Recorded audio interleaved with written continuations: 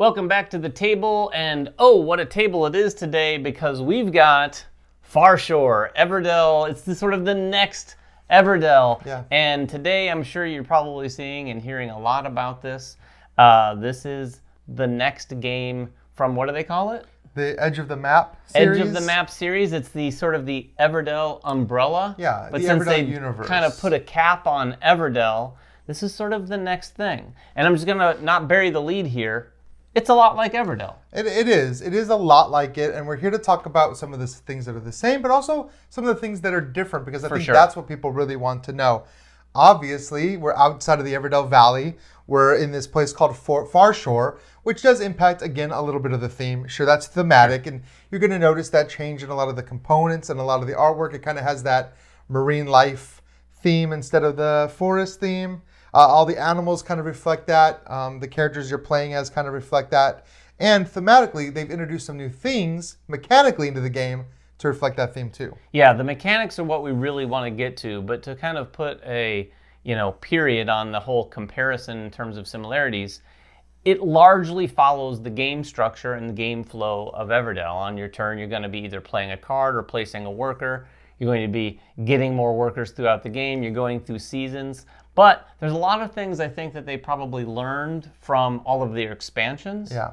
However, this is not just Everdell with those expansions incorporated. Well, it's not at all. I mean, the expansions, they did not incorporate really anything from the expansions to Everdell. Well, I think there's some things they learned along the way. Definitely that. And there's some things in this game that feel like, oh, these treasures are kind of like the pearls plus from Pearlbrook and something like that. So we're going to dive into some of the differences here. We have the whole board set out right here. And again, it's going to look very familiar.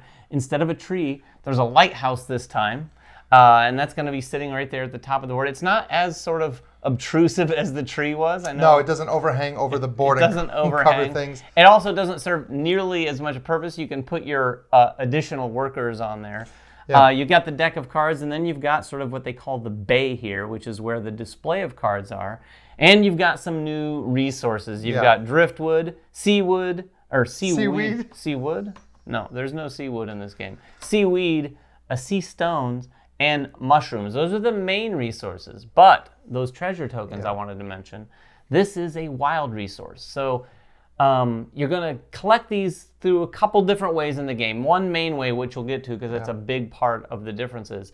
But there are 2 points at the end of the game, kind of like the pearls, but they're also a wild resource. And the impact that these have on the gameplay in terms of chaining and cascading into more and more on your turns is pretty significant. Yeah, you also have a couple more. These shells here take the place of the victory point token, so it's kind of the same resource. And then you have these boats over here, which are a brand new component into the game. And you have these islands down here, which are a brand new component of the game. So while the game is set up kind of similarly, and if you're looking at this board as an Everdell fan, you're definitely spotting, some of these worker placement spots are the same. And these islands here kind of represent those forest cards that you'd put out that give you some different actions. However, there is a twist here. As you go through the seasons, these islands actually sink. Yeah. And the last player to move on to the summer season gets to decide which 2 islands sink. And so again, that's just one of the new changes they've made to the actual board. And the other change is this track along the outside. This is a victory point track, which we did not have at all in Everdell. You just counted up your points. Now, you don't move up this track, every time you play a card, you don't just gain victory points. Anything that would gain you specific movement on this track is going to make you move your boat 1 space, and these are the points you're going to get added to your score at the end of the game. So it's not necessarily an in-game track, but it is still a track, I guess you call it. I mean, it is a source of points that is on a track, but this isn't the score track for the game. Yeah, you're still going to be using the pearl or the shells. You're still going to be counting up all the victory points on your cards. And then you're going to be adding this, which is pretty huge because you can get a lot of in-game scoring for this. And also, you're going to be getting some of those treasure tokens along the way as you move your boat around the edge. Yeah, and I want to talk about that a little bit more in detail because it's a really cool mechanism that adds a layer as you play cards. So if on your turn you're choosing to play cards instead of place a worker, when you place the card, all the same things that you'd come to know and love, you pay for it, there may be an effect, there may be other cards that trigger off of the card that you just played, but there's also going to be some icons on all the cards that too you're familiar with, as well as some terminology like unique, common, critter, construction. You're going to find these on these win rows tokens up here. And each season, you're going to have a stack of those. You flip over one for each. There's a stack A and a stack B. And in this example here, we have critter, and then we have this green leaf symbol, the production type, symbol. the production symbol. What that means is during season 1, until those tokens are refreshed, every time you play a card, if it's a critter card, you'll move your boat once. If it's a production card, you move your boat once. If you play a card that's both a critter and a production card, you guessed it, you move your boat twice. This is really interesting because it really had an impact in my play, where you're like looking to play this and you're looking like, oh, you know what, I'll play this one instead because it's going to trigger some movement on my boat. Yeah. And that's not only points, but like Ryan pointed out, there are some wild resource treasure tokens along that track, and that is really one of the main ways of getting those. So as you move after you play a card, it might give you a wild resource, and that's going to let you do a little bit more than you may have expected on your next turn. Yeah, and this is another timing aspect, or a new timing aspect that's added into this, because just like in Everdell, you are going to play through multiple seasons, and players might be in different seasons at different times. Every time you pass, you kind of refresh your stuff, you get your production, you get your new workers, you're building that up, whatever. But the last person to pass is going to refresh these and flip over new ones. So you don't know how long that player is going to stay in that season. Yeah. So if you have those types of cards, you want to get them out sooner because you really want to take advantage of that. It might flip when you don't want it to because you don't know when the other player is going to pass. And they might pass just to get those changed because they don't have any in their hand or whatever. So it does bring a whole new strategy, I think, to when you're going to want to pass your turn. Well, yeah, not just tactically, but strategically long-term, because as you play and as you're familiar with the game, you know that the stack A is either critter, construction, unique, or common. And if you know what's happened, you know what's potentially still to come. Yeah. So you may actually even sit on some of those cards, strategically knowing that if you play them later when those tokens are face up, you're going to get more bang for your buck when you play the cards. Yeah, speaking of cards, let's talk about that because they have changed up the cards. Of course, there are some cards that are going to feel a lot like base Everdell cards. You're going to have a lot of cards that reference some of the new stuff, that reference this boat track, that reference these islands. But even the cards that did remain, or the cards that were from the original game, have been modified. Yeah, they've been tweaked. They've been streamlined. There's a few ways that they've done that. And there are a few things that they've changed from the other game. A big part of that game was matching up your critters to constructions. Every critter kind of had a home, and then when you played that home, you could play the critter for free. You put a little door token on there, whatever. You could do that, and you can just keep chaining. And I think that there were people that were really good at the game. To exploit that? They were very much able to exploit that. Now, they've kind of done away with that, but they replaced it with something else. These anchor tokens.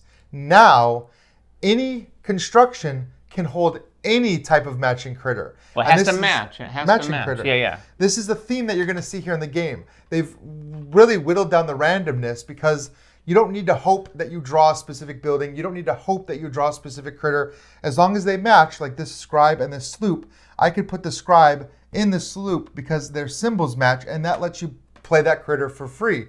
You place an anchor token on the card in front of you, but you only get 3 of these. Period. Hard stop. Hard stop. There's no way to earn more. You get 3. So 3 times per game, you can play one of those critters for free. Now, that is a drastic change that I think some people are going to be like, well, that was my whole thing, was playing a bunch of critters for free. They don't necessarily want you doing that. But also, this does give you flexibility of being able to use this when you want to. If you have a critter that's very expensive, you don't have to kind of dig through the deck in order to try to find the matching building to play the building and then put the critter in there. And that, I think that does offer some more actual strategic decisions. Yeah, plus speaking of digging through the deck, one little tiny sort of, well, not so tiny. I think this is It is pretty, a tiny tweak with significant impact. With the display here of cards, in this game, when you deal out duplicate cards, you simply stack them. So see, we have 2 of these right here. You stack those and then keep filling so that you're guaranteed always to have 8 different cards face up, which allows you to really, because that's kind of a frustrating situation. When, say if there's 2 duplicate cards out here, that's half of it. The display feels fairly stagnant and stale, but this is always something fresh. There's a lot of different cards in here too. I'm not a giant Everdell player. I have played Everdell. It's been a minute. Ryan's played a lot more Everdell. But playing this one, that experience, it felt like a wide array of cards already in this game. Yeah, there are, I think, more different cards in this game. And also, since you don't need to specifically find, like, you're not hunting for those specific things, that allows you to feel more flexibility. Because I do want to mention one more thing. Gone are those achievement cards that say, oh, you need specifically this person in this construction. There were a lot of those. And you'd put a set of them out in the beginning of Everdell, and you'd basically spend the entire game going, okay, I have the king. Now where's the castle? Let's go. Right. And you'd go to this one, keep discarding and redrawing or whatever to try to get that castle, and you might never do that. They've actually taken that away, and they've kind of combined that with the old locations you could go to that said like have 3 production or 3 royal or whatever. They've replaced them with these map tokens here. These map tokens just require you to have a specific set of types of cards. And you'll see it's like 2 of the purple, 3 of the blue, 4 of the green or whatever. As long as you just have those represented in your little area, you can come to the dunes and claim one of them. But each one of them is worth more points based on how many more of those map tokens you have, which I think this is a lot more dynamic than what they had in the first game. Yeah, I don't know what the first game was like in terms of the points potential there, but the points potential here is crazy. And these stacks kind of go down in value. Yeah. So 2, 1, 1, and then 0. But you're asking yourself, why would you want a 0, 1? Well, it still counts as a map token. So if you had one of each of those, and you can only have one of each of those, you're going to have 6 tokens. And if you got the top 6 tokens, that's good. A lot of points. Yeah. That's 2 times 6. You're probably not going to get all. You're not going to get them all. It's crazy. No, you're not. That would be tough. Although I got a lot of them in my first game at 2 players. At 4 players, that's not going to happen. Yeah, and so that is, again, significant differences. And I think that they've done these changes because that feeling of being in Everdell of just, that was a big part of Everdell, was literally just trying to get through the deck as fast as you can and hope that you got some of the cards that match. This lets you create your own combos, it lets you create your own pairings, and it lets you find new interesting ways to score with these tiles.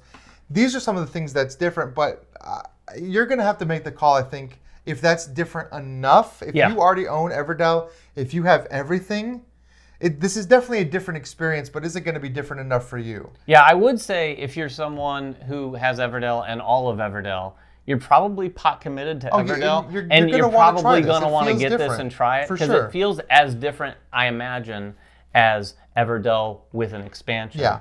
I would say to call this sort of Everdell 2.0 might be a little much, but Everdell 1.7. It almost does feel like a new start for Everdell. Yeah. And if you've never played Everdell, this is a great time to jump on because you don't need to worry. Like, that's the thing with the big box. I love it, but everybody wants to play with all the expansions, which I do too.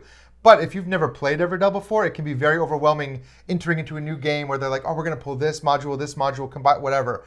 This is just a fresh, new start where you can kind of learn from the ground up again. Yeah, and it feels cleaner and streamlined, but I don't want you to walk away thinking that means it's lighter.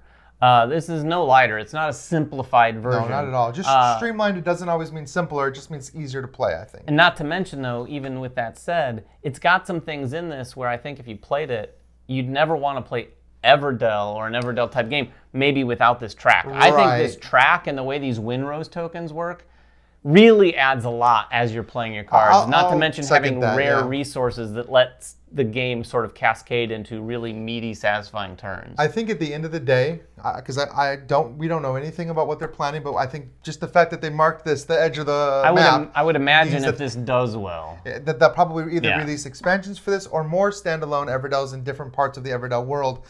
Personally, as an Everdell fan and somebody who really enjoys the basic mechanics of the game, this does feel, like you said, cleaner. This does feel like a cleaner version. I'll still go back and play the base, but I would miss the track. I would miss a lot of the quality of life adjustments these games make because I never liked having to dig through that deck with so many turns. So that's a fun little twist. Well, that is Farshore, an Everdell game. If you have any questions about it at all, please make them in the comments below. We're also going to try to have a video up with some gameplay, so be sure to check that out. We'll do maybe a round 1 or a live stream or something like that. But until next time, make sure everyone has fun at the table, and we'll see you then.